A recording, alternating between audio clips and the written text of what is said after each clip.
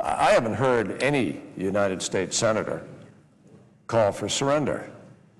The notion of setting a date and requiring leverage out of the Iraqi government to do what it's not doing today is an alternative way of getting them to make those decisions and to be successful in this endeavor.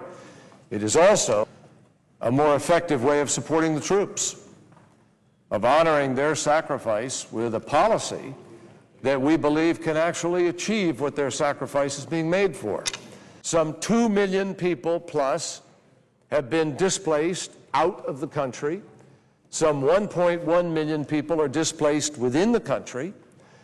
And there has been an ethnic cleansing taking place over the course of the last few years that has resulted, for instance, in the city of Baghdad, transitioning from a city that at the beginning of the war was 65% Sunni, it is now 75% Shia. And the south is almost exclusively Shia.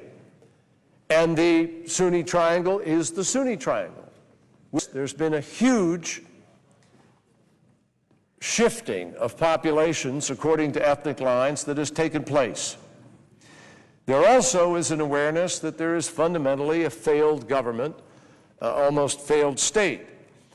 And everyone from President Bush to Prime Minister Maliki to General Petraeus, everybody involved with this at a decision-making level has acknowledged that there is no military solution. There's only a political solution. One of the reasons the Sunni and Anbar have decided to fight al-Qaeda and to join forces now is because they're being armed and trained, and in effect are being put in a position to be able to defend their own interests within that region.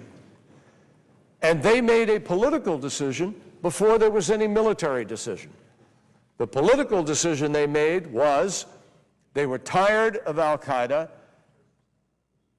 literally killing their children and abusing their villages, and they made the political decision that they would be better off creating this power base of their own within the region, being trained, getting weapons, creating a Sunni capacity to respond and defend themselves. And so the violence has indeed gone down, and al-Qaeda has been diminished in its efforts in that region. But you have to look at what happened. It was a political decision that preceded the presence of surge troops or escalated, whatever you want to call it, and that political decision has resulted in a transition. But there is nothing on the table that indicates the willingness or capacity of the central government in Baghdad to make a similar kind of political decision for the Sunni with respect to the differences between Sunni and Shia. It's not that Iraqi politicians aren't, frankly, tough enough to be able to make that decision. It's that their constituencies don't want them to make that decision. That's the fundamental problem, Mr. President. The Shia are fundamentally committed to a Shia Islamic state. And they're not going to give up that notion when they don't have to. And they don't have to because they've been told that 130,000 American troops are going to be there well into next summer, and we'll be right where we were last year when the country almost fell apart after all of this effort. Now, if you have that kind of guarantee on the table, what leverage is there to make you change in a negotiation? What leverage is there if your real goal is to have a Shia state, Islamic state, if the 60% of the population have now been given at this unfair ballot box a power they could never achieve in 1,300 years of history in their relationship with Sunni and Shia? If they've suddenly been given that, what's going to make that 60% just give it up? They're not about to.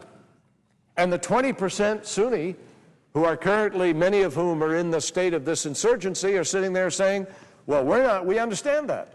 Therefore, we're not going to be adequately represented, and because we know we're not going to be adequately represented, we're going to continue to fight.